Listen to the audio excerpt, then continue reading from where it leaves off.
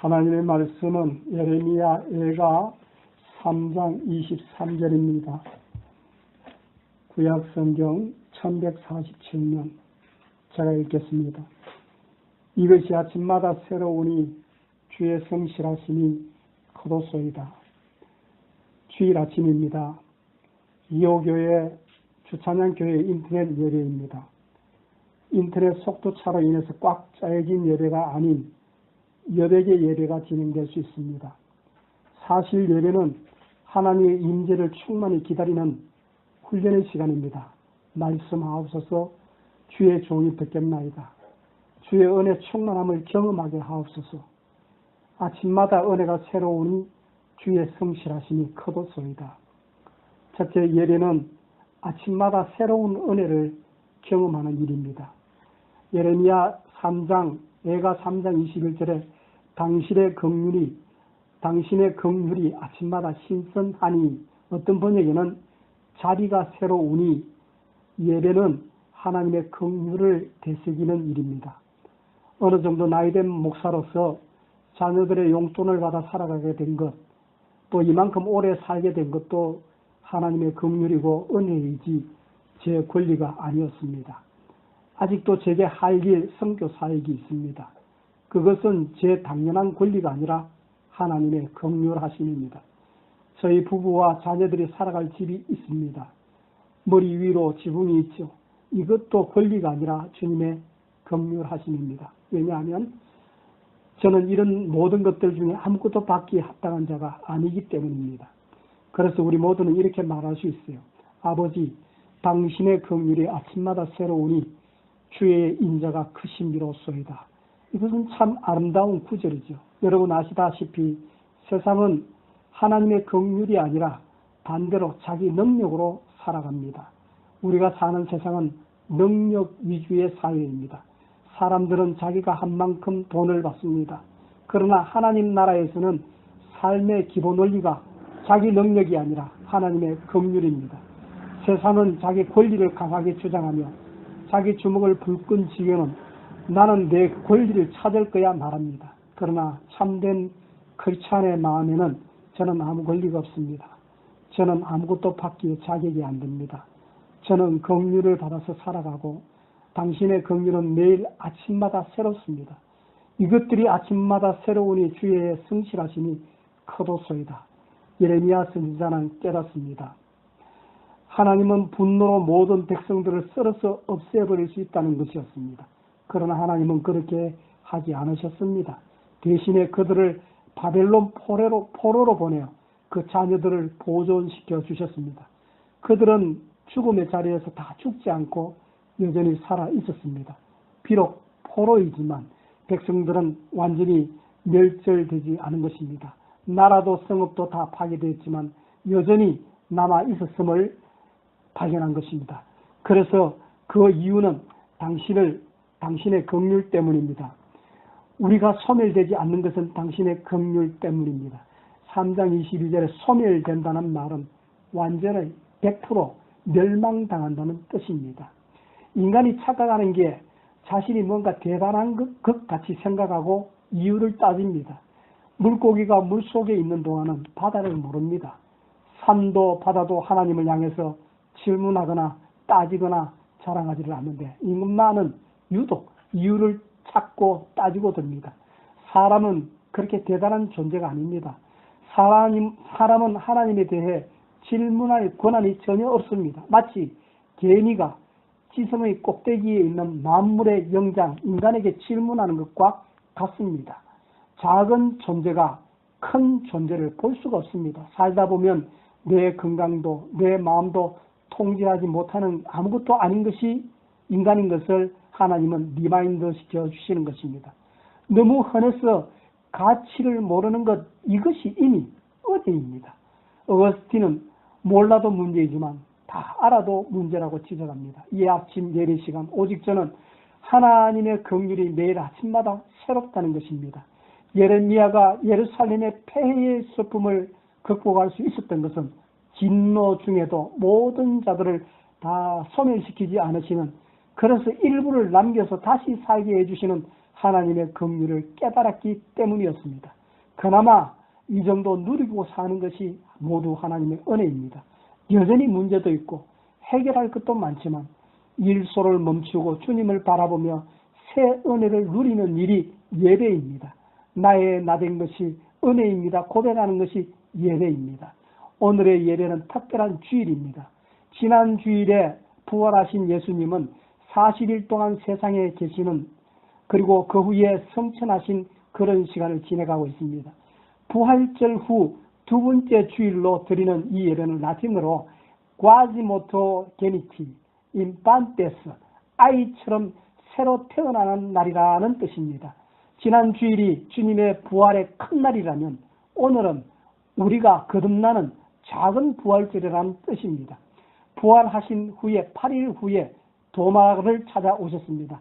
요한복음 2장 26절에 And after 8 days and his disciples were within, 그런 날입니다. 제자들이 주님과 예배하던 그 자리에 있지 않았던 도마를 찾아와서 예수님은 옆구리 창자국에 손가락을 넣어 보아야 부활을 믿겠다던 도마를 친히 찾아주신 날이 오늘입니다. 보고 믿는 자보다 보지 않고 믿는 자가 더 복되다 찾아주신 주님.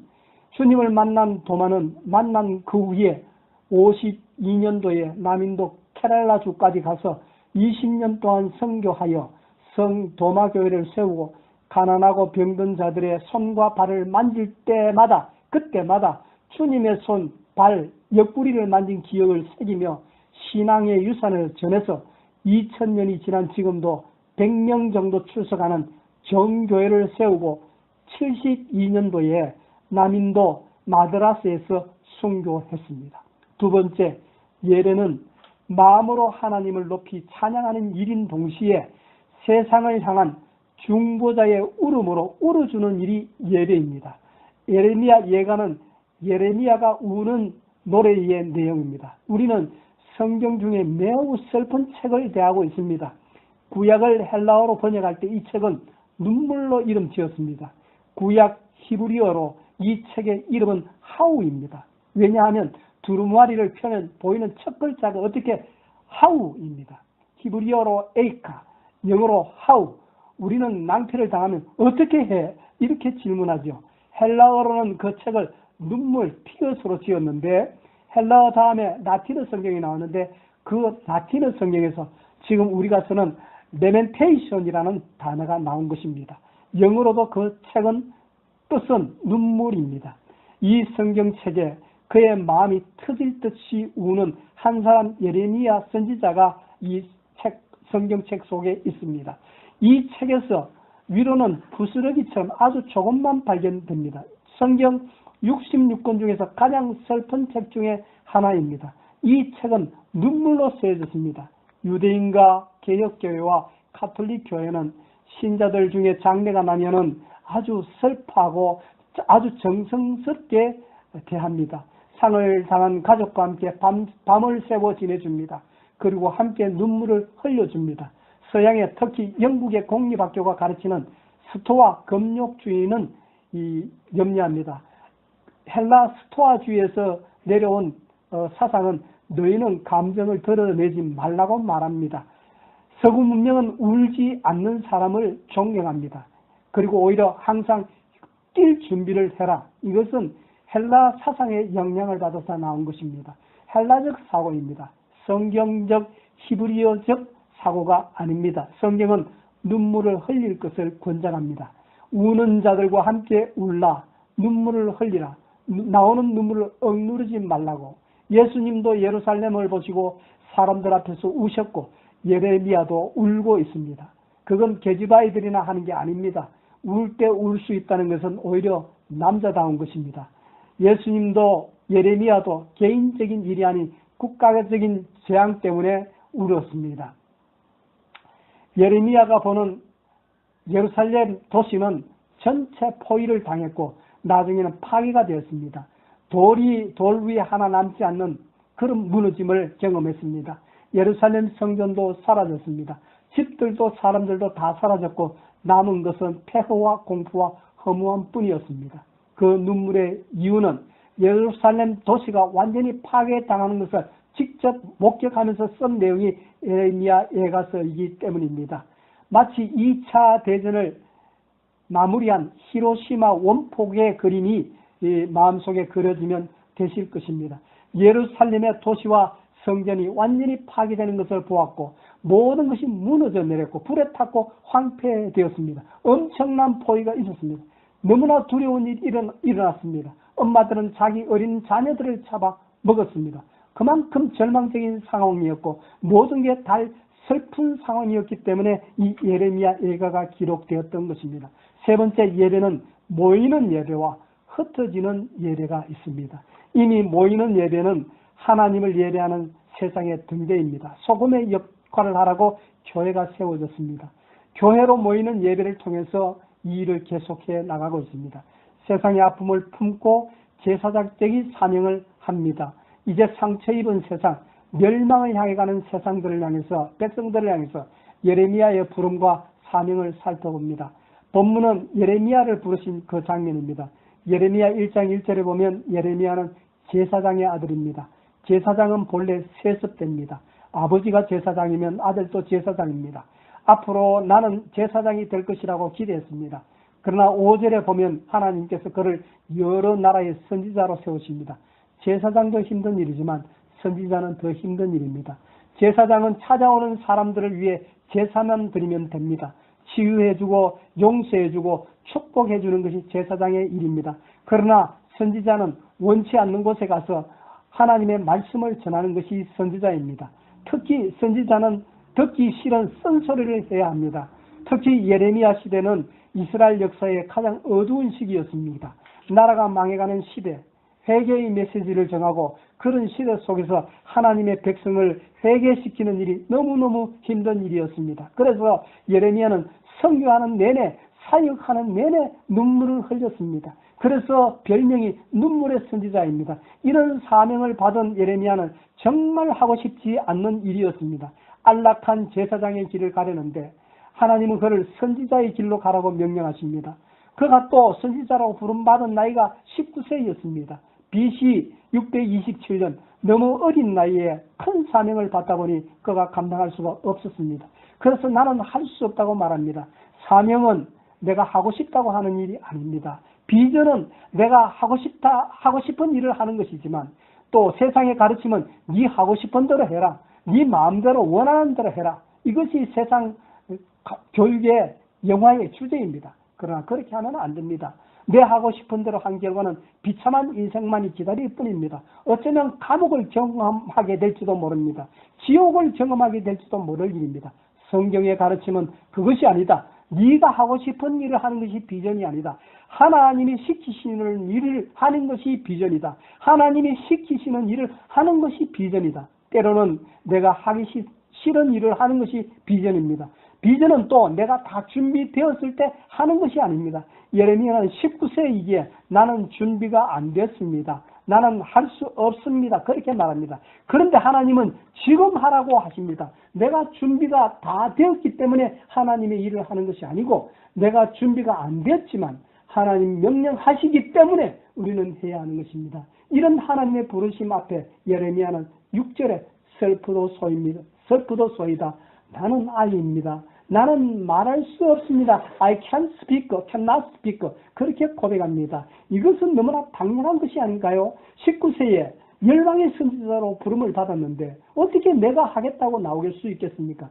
하나님이 무언가 시키실 때 우리는 우리 자신을 바라봅니다. 그리고 이유와 핑계를 댑니다. 어떤 이는 나는 돈이 없어서 할 수 없습니다. 나는 나이가 너무 작아서 할 수 없습니다. 나는 나이가 너무 많아서 하나님의 일을 할 수 없습니다. 나는 건강이 안 좋아서 할 수 없습니다. 나는 나의 자녀들을 어려서 돌보아야 되기 때문에 할 수 없습니다. 그러나 하나님은 그렇지 않다 하십니다. 네가 어떤 상황에서도 할 수 있다고 부르심이 자격이고 순종이 능력입니다. 생각해 보십시오. 요셉도 다윗도 10대에 골리앗을 물리치고 부름받았습니다. 잔다르크가 프랑스를 구하라고 하나님의 음성을 들은 적이 1425년 9월 29일 13살 때였습니다. 무디가 하나님의 부름받은 나이가 10대였습니다. 나는 나이가 어려서 안 된다. 나는 하나님의 비전을 보는 나이가 아니다. 하나님의 사명을 감당할 나이가 아니다. 이것은 잘못된 것입니다. 7절에서 나는 아이라고 말할 때에 하나님이 뭐라고 말씀하십니까? 너는 아이라 말하지 말라. 하나님께 쓰임받을 수 있다. 나이, 돈, 건강, 무슨 조건을 다 이기든지 얼마든지 쓰임받을 수 있다. 너는 아이라고 말하지 말라. 내가 너를 사용하겠다고 하십니다. 내가 준비되었을 때에 하려고 하면은 평생 아무도 일할 사람이 없습니다. 내가 정말 능력을 갖추었을 때에 하나님의 일을 하려고 한다면 아무도 할 사람이 없습니다. 하나님의 일은 내 능력을 개발해서 그 능력을 하나님 앞에 보이는 것이 아니고 세상은 그렇게 하는 일입니다. 하나님의 일은 내가 능력이 없어서 하나님 능력 주시면 능력 주시는 자 안에서 할 수 있는 것이 그것이 바로 하나님의 일입니다. 내가 준비되었을 때 하나님의 일을 하는 것이 아니고 준비가 안 되었고 능력이 없지만 하나님 의지할 때에 하나님의 능력이 내게 부어지면 그 능력 가지고 하나님의 일을 감당하는 것입니다. 내가 하고 싶은 일만 찾고 내가 준비되었을 때만 하려고 한다면 하나님의 일을 영원히 하지 못할 것입니다. 내가 준비되지 않았고 부족하지만 내가 아직도 능력이 없지만 하나님 내가 하겠습니다. 나올 때에 하나님은 놀랍게 역사해 주십니다. 여러분의 능력에 맞는 일을 찾지 마시고 대신에 여러분의 일에 맞는 능력을 하나님 앞에 구하십시오. 그러면 하나님이 능력을 부어주십니다. 그리고 그것을 할 수 있도록 도우실 것입니다. 예레미야를 향해서 아이라고 말하지 말라고 하십니다. 그들 때문에 두려워하지 말라고 하십니다. 사람들 때문에 두려워하지 말라고 하십니다. 사람 두려워하면 아무것도 하지 못합니다. 두려움은 나를 얼어붙게 만듭니다. 두려움을 이기면 모든 것을 할 수 있게 되는 것입니다. 종종 보게 되면 두려움 때문에 아무것도 못하는 성도님들이 많이 있습니다. 하나님의 사랑이 내게 임하면, 하나님의 능력이 내게 임하면 두려움이 사라지게 되는 것입니다. 하나님의 사랑은 내 안에 두려움을 쫓아내는 것입니다. 마지막 9절에 하나님은 예레미야의 입에 손을 대십니다. 입은 예레미야의 가장 큰 약점이 아닙니까? 나는 말할 수 없습니다. 그렇게 고백했어요. 그런데 예레미야의 손에 하나님께서 친히 손을 대십니다. 내가 너의 약점을 커버해 주겠다. 너의 약점 때문에, 너의 어둠 때문에, 너의 한계 때문에 안 된다고 말하지 말라. 내가 너와 함께하고 내가 너의 약점을 덮어주고 내가 너의 약점을 도와주고 내가 너의 약점을 보완해 주리라. 그리고 이제 나의 말을 너의 입에 집어넣었으니 이제 내가 시키는 말을 해라. 그래서 예레미야는 다시 일어납니다. 하나님의 말씀을 전하는 메시지로 평생을 울면서 사역하는 그런 선지자가 된 것입니다. 마지막으로 흩어지는 예배입니다. 이것은 곧 미션입니다. 사명입니다. 하나님의 음성을 세상에 전하는 생활입니다. 여러분들 혹시 가스레인지 앞에 서서 우유 끓는 것을 지켜보신 적이 있으신가요? 그것을 지켜보는 동안은 우유를 결코 태우는 일이 없을 것입니다. 왜냐하면 우유가 끓기 시작하면 보글보글 표시가 나거든요. 맞지요? 여러분이 우유를 지켜보신다면 우유를 끓어 넘치게 하지는 않을 것입니다. 하나님의 분노도 바로 이런 것입니다. 하나님의 분노가 부글부글 끓기 시작하는 것을 보거든 회개해서 분노를 중지시키고 그게 끓어 넘치지 않도록 하라는 것입니다.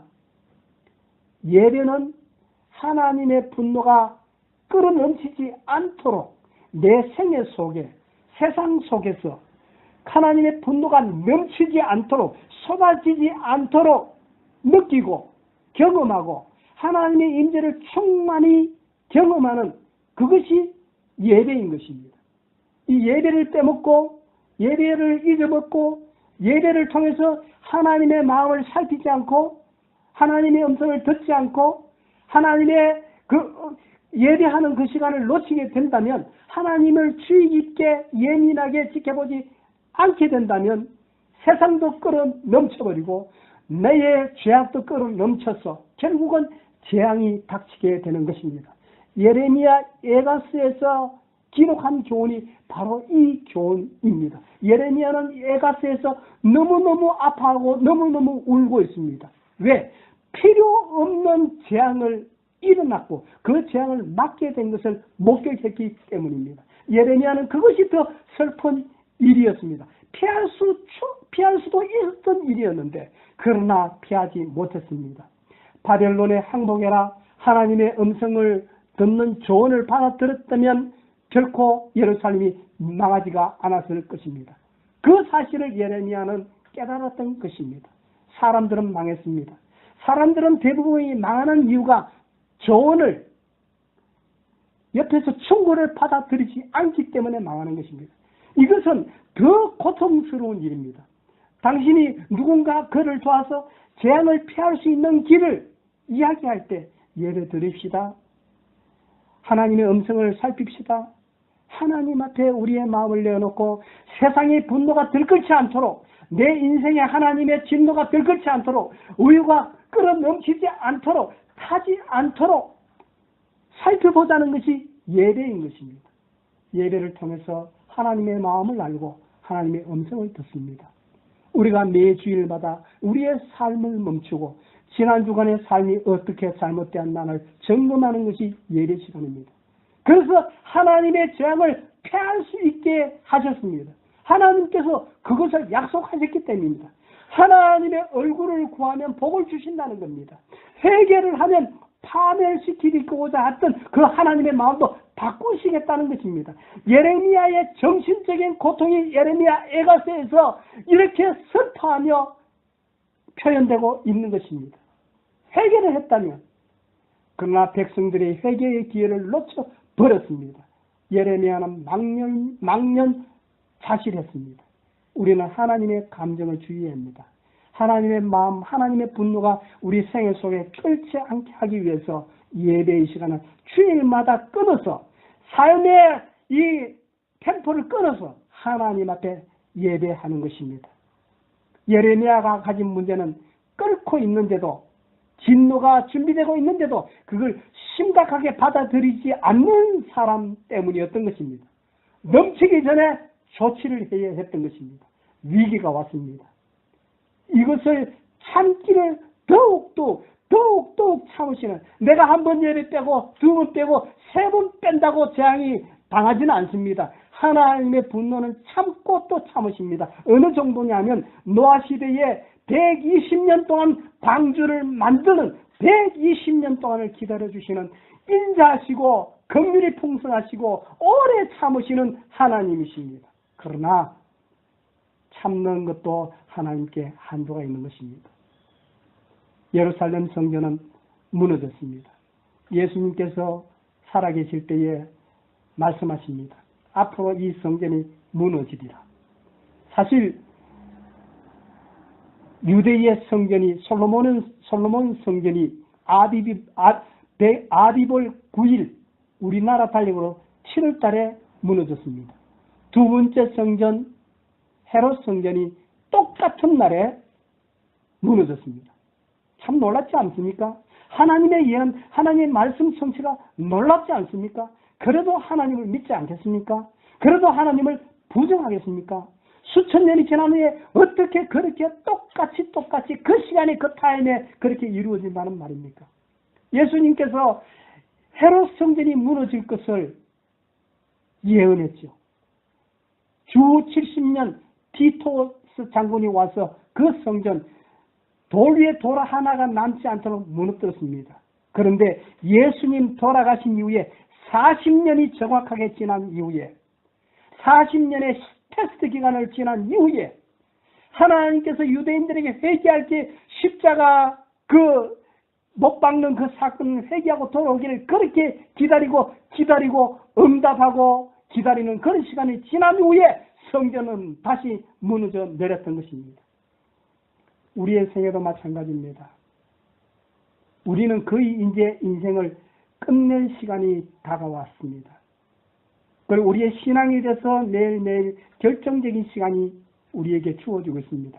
어떤 면에서 우리 앞에 놓여진 두 운명의 길은 영원히 우는 지옥의 길이거나 하나님께서 우리의 눈물을 씻어주는 천국의 길일 것입니다.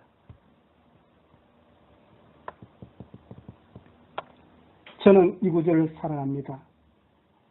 하나님이 큰 손수건을 가지시고 나와서 말씀하시기를 이제는 더 이상 울 필요 없다. 여기로 오라. 내가 네 눈물을 닦아주겠다. 이제 선하신 아버지께서 매 예배 때마다 매 예배 때마다 큰 손수건을 가지시고 예배하는 오는 모든 자에게 눈을 닦아주는 일을 하는 것이 예배의 시간에 이루어지는 일입니다. 이 구절이 계시록에 2번 나타납니다.